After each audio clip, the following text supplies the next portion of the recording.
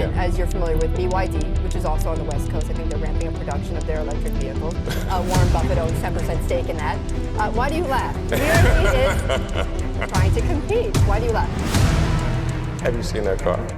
2008 में Detroit auto show में एक चाइनीज कंपनी अपनी कार लेके आई। This plain-looking sedan is actually one of them. It's from Chinese automaker BYD. Bad-looking car. It sort of looks like a Corolla or maybe a Kia Optima. Vehicles that are ready, that are up to snuff in terms of quality, fit and finish, design, that remains to be seen yet. You don't see them at all as a competitor? No. I just, तो इतनी बुरी थी कि journalist ने उसके brochure का photo लिया सिर्फ उनकी ब्रोकन इंग्लिश का मजाक उड़ाने के लिए, क्योंकि डोर्स ठीक से बंद नहीं हो रहे थे और बिल्ड क्वालिटी इतनी खराब थी कि शर्म आ जाए। और वही कंपनी 20 साल के अंदर ही टेस्ला को पीछे छोड़ चुकी थी। मर्सिडीज बेंज का प्रॉफिट 28% नीचे ले आ गई। पोर्शे, जो दुनिया की सबसे प्रॉफिटेबल कार कंपनी में से एक थी, 92% नीचे चली गई थी। फोक्सवैगन, जो ऑडी, स्कोडा और लैम्बोर्गिनी की पेरेंट है, 15,000 से ज्यादा डीलरशिप बंद कर चुकी है। और ये सब सिर्फ एक कंपनी ने किया, ना कोई जर्मन जाइंट, ना अमेरिकन डिसरप्टर, ना जापानीज इंजीनियरिंग पावर हाउस। एक कंपनी जिसका 10 साल पहले कुछ नामो निशान नहीं था, आज वही कंपनी दुनिया की बड़ी बड़ी कार कंपनीज का प्रॉफिट नीचे गिरा चुकी है, जिसका नाम है बिल्ड योर ड्रीम्स, BYD। आज से 60 साल पहले चाइना में वुई नाम का एक गांव था। इस गांव में एक कारपेंटर रहता था और 15 February 1966 को उनके घर वोंग चंगफू का जन्म हुआ। वोंग के फादर एक गरीब कारपेंटर थे और उनकी मदर खेतों में काम करके फैमिली को सपोर्ट करती थी। फैमिली की फाइनेंशियल कंडीशन इतनी खराब थी कि घर में कई बार खाना भी पूरा नहीं होता था। 1979 में जब वोंग लगभग 13 साल का था, तब उनकी मदर की डेथ हो गई और 2 साल बाद उनके फादर की भी डेथ हो गई, सिर्फ इसीलिए क्योंकि उनके पास इलाज के पैसे नहीं थे। अब वोंग की 5 बड़ी बहन और एक बड़े भाई को उसकी जिम्मेदारी संभालनी थी, लेकिन पैसों की इतनी कमी थी कि सबका पढ़ना मुमकिन नहीं था। तब उन्होंने एक फैसला किया। बड़ी बहन ने जल्दी शादी कर ली ताकि घर में खाने वाले कम हो जाए।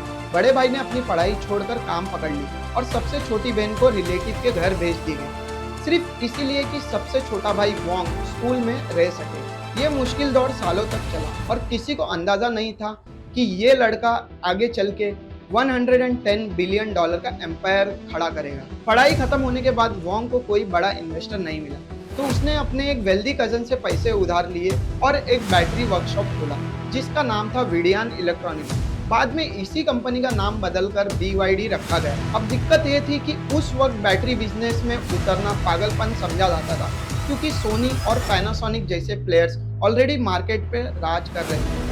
उनके पास $multi-million ऑटोमेटेड फैक्ट्रीज थी, रोबोटिक आर्म से भरी हुई, और वोंग अपना सारा पैसा मिलाकर भी एक रोबोटिक आर्म भी नहीं खरीद सकता था। तो इसको सॉल्व करने के लिए वोंग ने एक अलग रास्ता चुना, लेबर कॉस्ट का। चाइना में वर्कर की कॉस्ट जापान के मुताबिक 80% कम थी, तो उसने रोबोट्स की जगह इंसानों को इस्तेमाल करने का डिसीजन लिया। पर इसमें एक और बड़ी दिक्कत आई। बैटरीज बनाने के लिए अल्ट्रा क्लीन एनवायरनमेंट चाहिए होता है, क्योंकि एक डस्ट पार्टिकल भी पूरे प्रोडक्शन लाइन को खराब कर सकती है। इसी वजह से 95% कंट्रीज कभी बैटरी मार्केट में उतर ही नहीं पाई, क्योंकि वेयरहाउस साइज क्लीन रूम बनाने में $1 मिलियन लगते थे और वोंग के पास इतने पैसे नहीं थे। और इसको सॉल्व करने के लिए वोंग ने एक सिंपल सवाल पूछा, पूरी बिल्डिंग क्लीन करने की क्या जरूरत जब सिर्फ बैटरी सेल को क्लीन रहना है। तो उसने पूरी बिल्डिंग क्लीन करने की जगह छोटे सील्ड बॉक्सेस बनाए, जिसके अंदर वर्कर्स सिर्फ अपने हाथ डालकर बैटरीज असेंबल करते थे। इसका रिजल्ट ये हुआ कि ऑटोमेशन की जगह चीप लेबर वाला ये डिसीजन BYD को 2003 तक दुनिया की सबसे बड़ी बैटरी मैन्युफैक्चरर बना गया, नोकिया और मोटोरोला जैसे ब्रांड्स को सप्लाई करते हुए। और यही डिसीजन सालों बाद BYD के गिरने की सबसे बड़ी वजह बनेगी। बिजनेस के पीक पर भी वोंग को अपने एम्पायर में एक क्रैक दिखा, निकल बेस्ड बैटरीज, जिन पर BYD की पूरी कमाई टिकी थी। उनका एक एनवायरमेंटल प्रॉब्लम था और वोंग को पता था कि एक दिन दुनिया या तो इन्हें बॉयकॉट करेगी या तो इन्हें रिप्लेस कर देगी। इसको सॉल्व करने के लिए उन्होंने एक ऐसा मूव लिया जो किसी को समझ नहीं आया। उन्होंने एक स्ट्रगलिंग ऑटोमोबाइल कंपनी खरीद ली और उसको रीब्रांड कर दिया। इसका रिजल्ट ये हुआ कि इन्वेस्टर नाराज हो गए, मार्केट नाराज हो गया और 2 दिन में BYD ने ऑलमोस्ट $2.7 बिलियन हांगकांग डॉलर गवा दिए। सबसे इंटरेस्टिंग बात यह थी कि जिस इंसान ने पूरी कार कंपनी खरीद ली, उसके पास खुद ड्राइविंग लाइसेंस नहीं था तो आप अंदाजा लगा सकते हो आगे क्या होगा। BYD के शुरुआती कार मॉडल्स इतने बुरे थे कि कंपनी ने सीधा टोयोटा कोरोला को कॉपी करना शुरू कर दिया, इतने हद तक कि पार्ट्स तक एक्सचेंज हो सकते। ये स्ट्रेटेजी चल गई और एक ही साल में 1 लाख यूनिट्स बिक गए। इसके बाद वॉन्ग का कॉन्फिडेंस बढ़ा और BYD अपनी कार लेके 2008 में डिट्रॉइट ऑटो शो में पहुंची, अमेरिकन मार्केट में उतरने के लिए। और आगे चल के वो शो एक डिजास्टर बन गया। ब्रोचर्स में इंग्लिश तक गलत लिखी थी, जर्नलिस्ट ने खुल्लम खुल्ला मजाक उड़ाया और कार्स के डोर ठीक से लॉक तक नहीं होते थे। उस शो ने BYD की रेपुटेशन इतनी खराब कर दी कि उसे ठीक करने में कंपनी को अगला धक्का लग गया। जब पूरी दुनिया BYD पे हंस रही थी, वॉन्ग ने एक ऐसा डिसीजन लिया जो आने वाले सालों में सबको चौंका देने वाला था।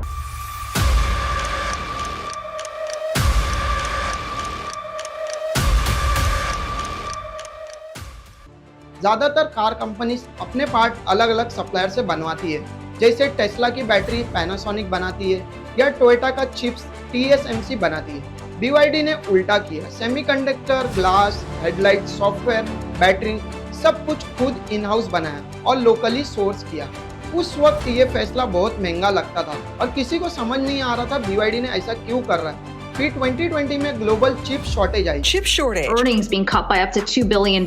We don't have these chips, we're in trouble. German और अमेरिकन कंपनीज को अपनी प्रोडक्शन रोकनी पड़ी क्योंकि उनके एक्सटर्नल सप्लायर्स के पास चिप खत्म हो गई थी। BYD के साथ ये प्रॉब्लम नहीं थी क्योंकि उसके चिप्स उनकी अपनी ही फैक्ट्री में बनती थी। इसके रिजल्ट में जब कॉम्पिटिटर्स रुके थे, BYD ने उल्टा अपनी प्रोडक्शन बढ़ा दी क्योंकि डिमांड्स तो सेम थी, बस सप्लाई चेन्स दूसरों की टूट चुकी थी। और ये BYD का सबसे पहला बड़ा ब्रेक था। इस वक्त तक BYD एक नॉर्मल कार मैन्युफैक्चरर जैसी थी क्योंकि उनके पास कुछ भी डिफरेंशिएटर नहीं था। फिर 2020 में BYD ने एक ऐसी चीज लॉन्च की जिसने पूरी EV इंडस्ट्रीज की नींद उड़ा दी। इंडस्ट्री की दबी हुई प्रॉब्लम ये थी कि ज्यादातर EVs निकल बेस्ड बैटरीज पे चलती थी जो ओवरहीट होके आग पकड़ सकती थी। इसको सॉल्व करने के लिए BYD ने एक लिथियम आयन फॉस्फेट बैटरी बनाई जिसको ब्लेड बैटरी कहा गया, जो आग और हीट दोनों के अगेंस्ट में काफी रेजिस्टेंट और एक लाइव डेमोन्स्ट्रेशन करके पूरी दुनिया को शॉक कर दिया गया।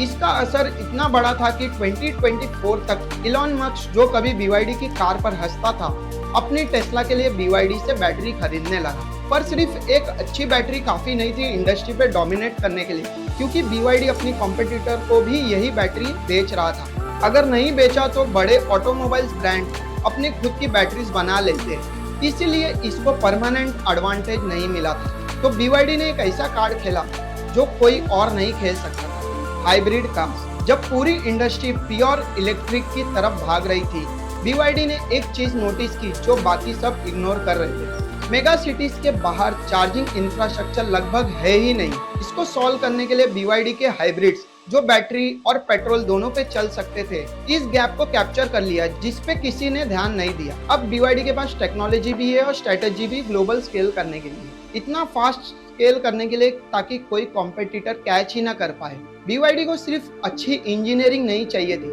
कैपिटल और पॉलिटिकल मसल भी चाहिए था। तो इसमें चाइनीज गवर्नमेंट आगे आई।